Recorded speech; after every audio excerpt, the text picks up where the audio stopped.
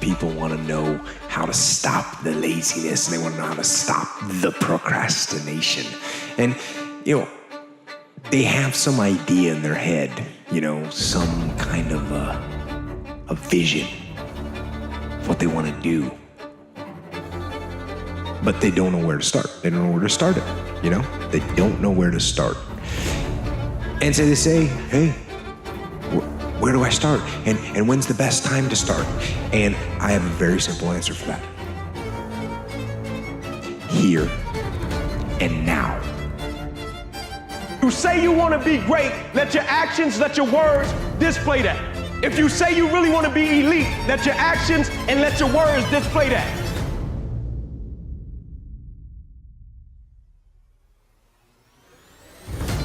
Right? You can't be a common man and do uncommon things. That's uncommon. That's an uncommon mentality. That's an uncommon spirit. That's an uncommon disposition.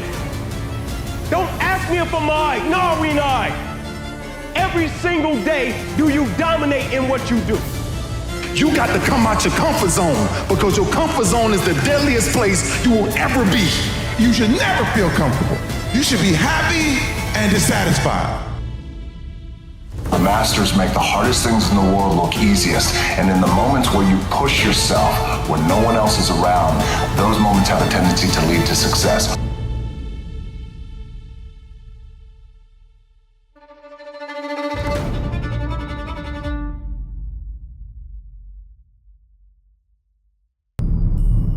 As we begin to look at what we want, as we begin to look toward the future, what's going to be crucial for you is every time you find yourself saying that you can't do something, you've got to affirm to yourself, hey, no, I can make it. This can happen for me. You've got powers within you, talents within you that you haven't even reached for yet. Now, whatever goal you have, here's what we know. You're going to have some opposition.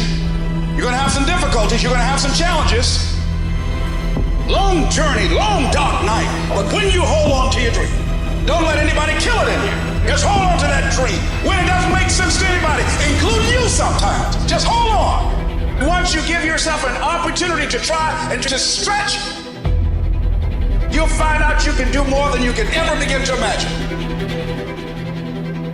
Why do you have goals? Is it to get the goals?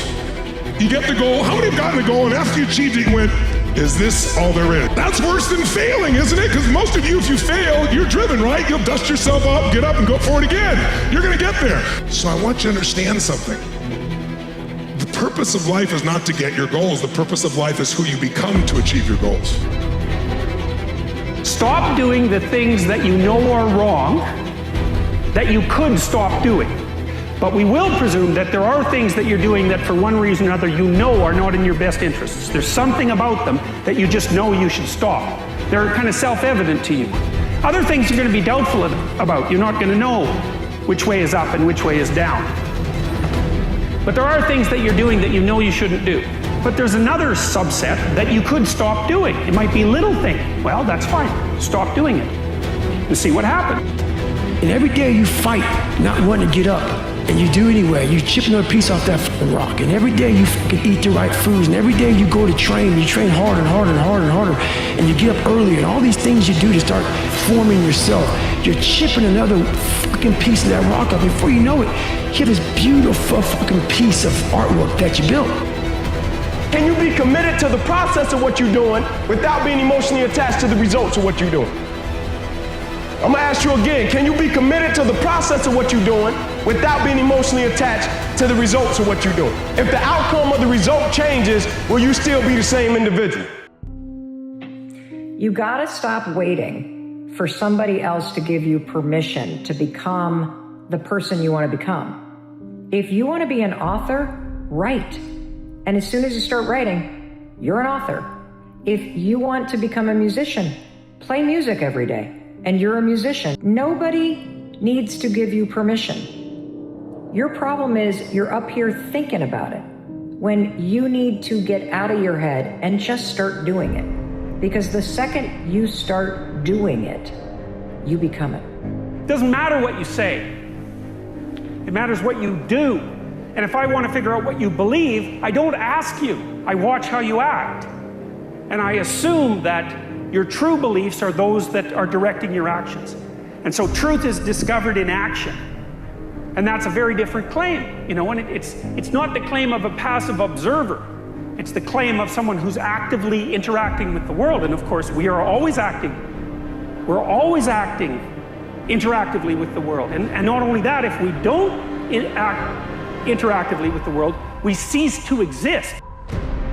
Now, the true task is never forgetting it, right? Even when we become successful, even when things go really well and we hit a rough patch. The challenge is never forgetting the spirit, the feeling, the thought process of when we went through those moments of preparation, what it took to get over the hump, to get through the rough patches, and to continue to press forward, right? That's why I always say to people, never allow life to make you forget why you do what you do. Because a cat can become so successful, they can become a victim of their own success. We all live in this bubble. What you gotta do to get the life that God wants you to have, you gotta put more air in your bubble. You got to blow your bubble up. Expand yourself. Take yourself out your comfort zone. Do not live in your bubble. Put some more air in your bubble. Whatever happened last week happened last week. Whatever happened last year, your girlfriend dumped you. You gotta get up, look at the man in the mirror and go, this is what I'm doing today, whether they like it or not. I don't give a f***. Everybody's focusing on the stupidity things that they got on the news. Don't watch the news no more. I give you the real news. You know what the news is about today?